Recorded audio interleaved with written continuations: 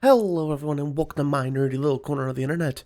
Today we are going to take a look at the deck that I took and won my set championship at Hexagon Alley in Columbia, Missouri. I brought the following Emerald Steel mid-range deck. The deck is designed with 3 different routes: controlling the board and developing card advantage, forcing top deck scenarios, or forcing the opponent to deal with aggression. These 3 routes require different pieces of the deck, and recognizing the different routes, which routes to alter for, and how to play against other meta decks is very important in the running of this deck. Let's start with the first route, controlling the board and developing card advantage. In this route, we are wanting to threaten favorable challenges, so we want to start with Captain Hook Forceful Duelist into Mr. Smee Bumbling Mate, possibly the strongest 1-2 punch in Lorcana right now. On turn 3, we're going to want Ursula, Deceiver of All, in order to threaten the double sing of Sudden Chill, Strength of Raging Fire, or Let the Storm Rage on turn 4.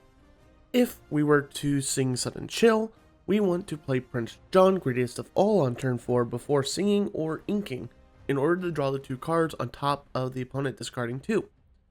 If we are to double sing Strength of Raging Fire, we want to flood the board with cheaper characters, in order to optimize the damage from the card. Finally, if we were to double sing Let the Storm Rage on, we are picking out smaller targets and targeting 2 cards before we ink in order to make sure we have all the information before choosing which card we want to ink. The second route is pure discard route. Turn 1 Curse Merfolk or Captain Hook. Turn 2 we play Flynn Rider, Mr. Smee, or Ursula Deceiver.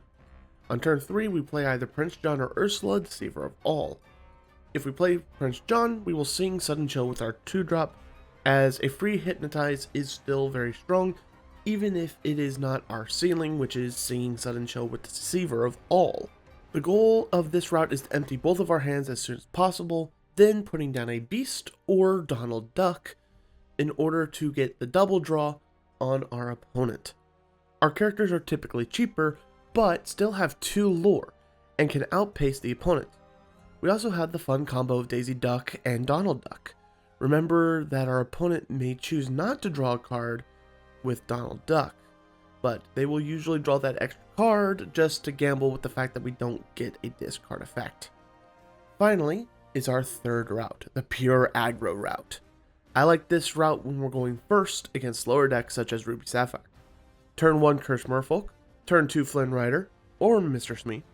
Turn 3 Kit Cloud Kicker to bounce one of their characters, and now you're on 6 lore on turn 3. The deck continues its curve into Friar Tuck, making them discard a card on 4, and the Lucifer or Beast on turn 5 to present card advantage. Every card that I just listed there, except for the Kit Cloud Kicker, has 2 lore, and so you are building a clock very, very fast with this deck. The deck also includes a few removal pieces, such as Benja, Guardian of the Dragon Gem, Rise of the Titans, and Analong King Zeus. While these pieces don't fit into the routes proper, they are still important to the deck to interact with the opponent and slow them down just enough to win. If you're playing in the meta with a large number of Sapphire Steel Wheel and Amethyst Emerald Bounce, then this is the deck to run, as it can clean out the card and ink advantage Sapphire Steel looks to have, while it has the capacity to outrace and outdraw the Amethyst Emerald deck. Let's look at each matchup against the meta, starting with an interesting matchup of Amber Ruby Red Fossa. This isn't the best matchup, but the route that I would probably take is the pure aggro route. Ink your Ursula Deceivers and item removal, bring out your Merfolk and Flynns, play some discard, and save the removal pieces for the key bombs. Steel Song is also a rough matchup, due to the deck's ability to refill their hand, and having access to Grab Your Sword, which is a crippling card against Emerald Steel. The goal is to take out their singers with your removal, and then play your Ursula Deceiver immediately after they play an Aerial to take out the best play in their hand. With Amethyst Emerald Bounce, you can either outrace them or force a top deck situation, as your top end cards are stronger than theirs. I would focus on an aggressive curve, topping off with Beast, and then just do a top deck battle. Amethyst Ruby Control is actually pretty straightforward.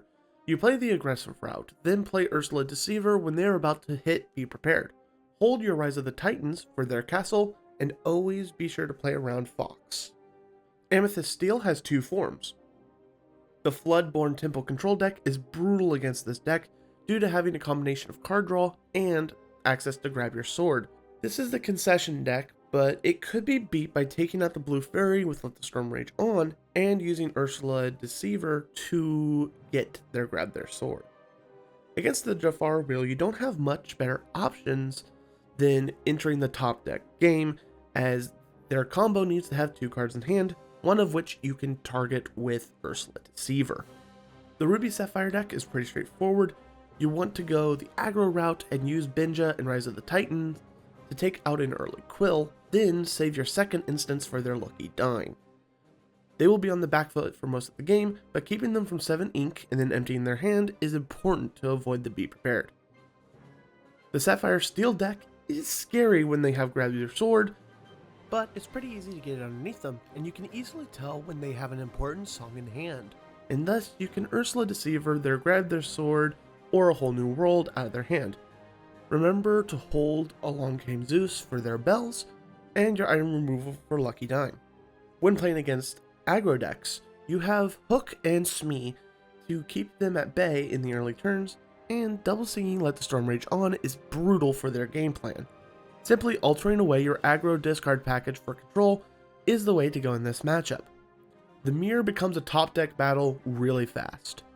You don't want to keep any of your expensive cards in your hand in order to increase their distribution within your deck when you enter the top deck battle.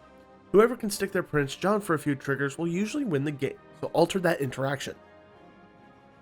Our weakest matchup is definitely Steel Song, so if your local meta appears to lean towards that deck, then I would avoid this deck and play something else.